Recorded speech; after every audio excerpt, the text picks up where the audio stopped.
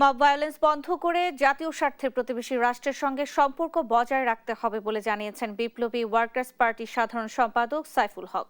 মঙ্গলবার সকালে জাতীয় প্রেস ক্লাবে সরকারের ১০০ দিনের অগ্রাধিকার সম্পর্কে মত বিনিময় সভায় কথা বলেন তিনি। বলেন, নতুন সরকারকে অর্থনৈতিক চাকা সচল করতে দেশীয় বিনিয়োগে গুরুত্ব দিতে হবে।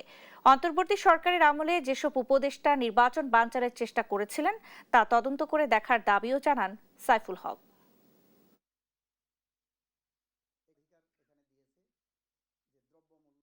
আমরা তো বন্ধু পরিবর্তন করতে পারবো, কেউ প্রতিবেশী পরিবর্তন করতে পারবো না। সুতরাং আমাদের জাতীয় স্বার্থ, নিরাপত্তা, সার্বভৌমত্ব এটার উপরে ভিত্তি করে আমরা একটা বৈরী প্রতিবেশীর সাথেও, ভারতের মতন এরকম একটা বৃহৎ প্রতিবেশীর সাথেও ন্যূনতম ওয়ার্কিং রিলেশনশিপ আমাদের গড়ে তোলা দরকার। মানুষের জানমালের নিরাপত্তা নিশ্চিত করা, যে মব ভায়োলেন্সটাকে ইতিমধ্যেই দেখলাম স্বরাষ্ট্রমন্ত্রী তিনি একটা বক্তব্য দিয়েছেন, এটাকে আমি স্বাগত জানাই। এটাকে পুরোপুরি বন্ধ করা দরকার।